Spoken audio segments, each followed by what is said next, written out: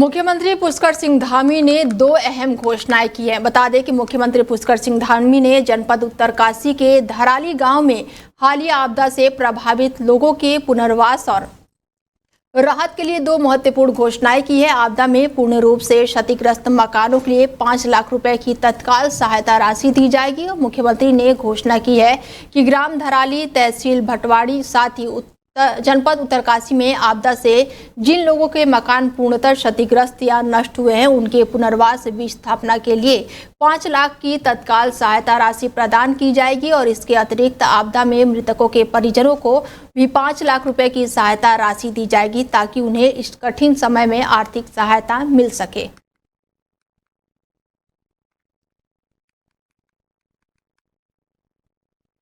भगवानपुर को जोड़ने वाली सड़क अपने बदहाली के आंसू बहा रही है, जिसको लेकर आज रायपुर व्यापारियों और स्थानीय लोगों ने गड्ढे में तब्दील हुई सड़कों के बीचों बीच एक कुर्सी रखकर विरोध किया। तो वहीं स्थानीय लोगों ने बताया कि कल एक जच्चा अपने 4 दिन के बच्चे को लेकर ई रिक्शा से अपने घर जा रही थी, तभी रिक्शे का पहिया गड्ढे में गिर गया और बच्चे समेत महिला पानी में गिर गए। गनीमत ये रही कि आसपास के लोगों ने उन्हें निकाल लिया और फिर क्या, आसपास के लोगों ने उन्हें पीडब्ल्यूडी और जनप्रतिनिधियों को खूब खरी खोटी सुना डाली। वहीं स्थानीय लोगों ने बताया कि शिव भक्तों की आवाजाही के बाद भी प्रशासन की नींद नहीं टूटी और यहाँ लगातार हादसे होते रहते हैं।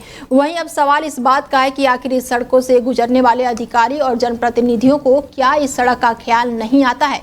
क्यों आंखें बंद करके गड्ढे पार करके वो लोग निकल जाते हैं?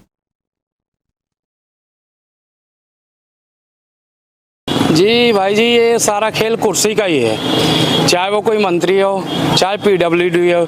इसलिए हमने सोचा थोड़ी देर इधर ही बैठा दो इनको, तो गारे में ही बिठा दिया। गारे में बैठा, खड्डे हो रहे, लोग गिर रहे हैं, तो हमने सोचा थोड़ी सी इधर ही बैठा के देखो इन लोगों को। कल एक रिक्शा पलट गई थी और वो मतलब कि डिलीवरी हो गई आ रही थी और बेचारी रिक्शा में गिर गई। 2-4 दिन का बच्चा होगा साथ में। गड्ढा इतना ज़्यादा हो रहा है कि रिक्शा पलट के बच्चे भी थे छोटे छोटे उनके साथ। तो हाथ से लगातार हो रहे हैं आज ही तो पानी में पता नहीं लगता गड्ढों का आदमी गिरी जाए यहाँ। अच्छा, कुर्सी रखने का मेन रीज़न क्या है? ये इतना गड्ढा हो रहा है, बहुत तगड़ा है, यहाँ गाड़ी लगा धम जैसी। भगवानपुर में भारी बारिश के कारण गांव का मुख्य मार्ग पूरी तरह से क्षतिग्रस्त हो गया है, जिससे ग्रामीणों की आवाजाही करने में काफी दिक्कतों का सामना करना पड़ रहा है। इसी बीच विधायक ममता राकेश ने दोनों गांव के मुख्य मार्गों का निरीक्षण किया। विधायक ममता राकेश ने ग्रामीणों को आश्वासन किया कि जल्द से जल्द दोनों गाँव के मार्गों को ठीक करने का कार्य किया जाएगा। उन्होंने कहा कि भगवानपुर विधानसभा क्षेत्र में बारिश के कारण ग्रामीणों और किसानों को भारी नुकसान पहुंचा है और वो जल्द ही मुख्यमंत्री पुष्कर सिंह धामी से मिलकर भगवानपुर विधानसभा क्षेत्र में हुए नुकसानों का आकलन करके उनके सामने प्रस्तुत करेंगी और मुख्यमंत्री से आग्रह करके किसानों का बारिश से हुए नुकसान का मुआवजा दिया जाएगा।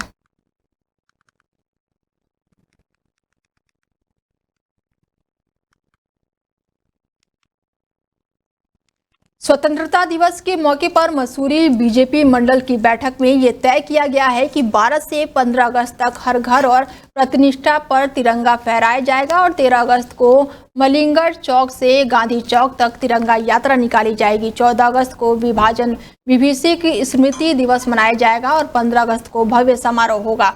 बैठक में बीजेपी के मसूरी प्रभारी रतन सिंह चौहान ने प्रधानमंत्री नरेंद्र मोदी के विजन और जन कल्याणकारी योजनाओं जैसे कि प्रधानमंत्री आवास योजना, आयुष्मान भारत, उज्ज्वला योजना, डिजिटल इंडिया आदि की सराहना की। उन्होंने कहा कि कांग्रेस पर भी उन्होंने निशाना साधते हुए कहा है कि कांग्रेस ने 60 साल में देश का विकास नहीं किया और राहुल गांधी देश विरोधी बयान देते हैं। उन्होंने क्या कुछ कहा है, चलिए आपको सुनवाते हैं।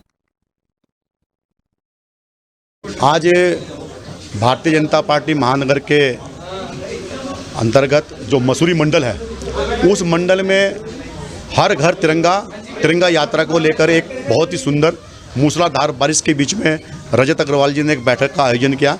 इस बैठक में मुझे मंडल के प्रभारी के रूप में आने का सौभाग्य मिला।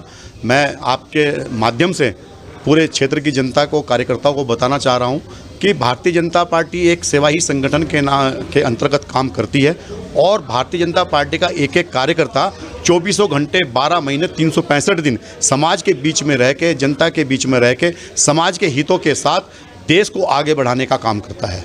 इसी क्रम में हमारा जो अब स्वतंत्रता दिवस रुड़की ब्लॉक में मुख्य विकास अधिकारी के औचक निरीक्षण से हड़कंप मचा हुआ है। रुड़की ब्लॉक में मुख्य विकास अधिकारी को बड़े पैमाने पर खामियां मिली और इस दौरान उन्होंने ड्यूटी के प्रति लापरवाही बरतने पर ब्लॉक के सहायता नीरज को निलंबित कर दिया, जबकि ड्यूटी के प्रति लापरवाही बरतने पर उनसे जवाब तलब किया गया है। इतना ही नहीं, मुख्य विकास अधिकारी ने ब्लॉक के पिछले 6 महीने का बायोमेट्रिक उपस्थिति रजिस्टर के जांच के आदेश भी दिए हैं और इस दौरान उन्होंने कहा कि किसी भी कर्मचारी की लापरवाही बर्दाश्त नहीं की जाएगी। जो भी कर्मचारी छुट्टी पर जाएंगे उसे बीडीओ से छुट्टी स्वीकृत करानी होगी। मुख्य विकास अधिकारी ने पुस्तकालय का भी निरीक्षण किया और उन्होंने कहा कि ब्लॉक के पुस्तकालय को और भी बेहतर बनाया जाए ताकि बाहर से आने जाने वाले छात्र छात्राओं को बेहतर सुविधा मिल सके।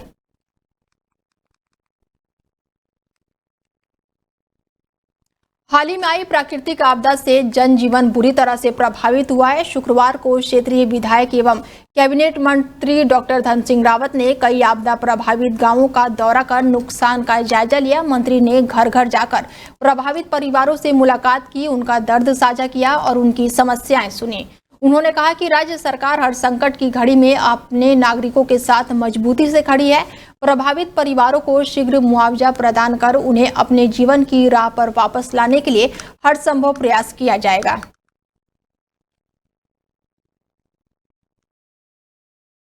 हमारा 121 एनएच है, उसमें कलगड्डी में लगभग 40 मीटर का पुल बह गया और मैं NHAI को बहुत बहुत बधाई देना चाहता हूँ, भारत सरकार को, बेंगलुरु सरकार को कि 2 दिन में हम लोग इस पुल को यहाँ पे लाने में सफल हुए हैं। मुझे लगता है कि 4-5 दिन में जो है ये पुल बन के यहाँ पे तैयार हो जाएगा। वैली ब्रिज के लिए मैंने पहले निर्देश दिए थे अपने NH के अधिकारी को और आज यहाँ पे आ चुका है और मुझे लगता है कि 4-5 दिन में हमारा पूरा रोड अब शुरू हो जाएगी ताकि यहाँ की।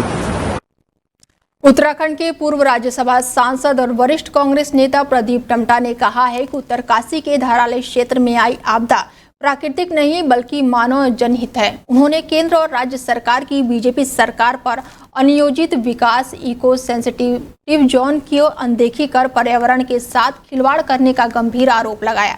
उन्होंने कहा है कि 2012 में धराली समेत 3000 वर्ग किलोमीटर क्षेत्र को इको सेंसिटिव जोन घोषित किया गया था, लेकिन बीजेपी सरकारों ने ना तो मास्टर प्लान बनाया और ना ही उन पर अमल किया। इस कारण आज क्षेत्र की आपदा का सामना करना पड़ रहा है। उन्होंने कहा है कि बीजेपी सरकार विकास के नाम पर पहाड़ों को काट रही है, जंगल उजाड़ रही है और इससे स्थानीय लोगों को भारी नुकसान उठाना पड़ रहा है।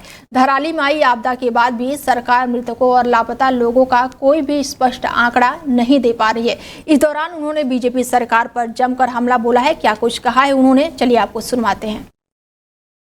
जिसको अलग अलग तरह से लोग व्याख्यात कर रहे हैं, आपदा प्राकृतिक नेचुरल चीज, जिसका हम पूरा मान नहीं कर सकते।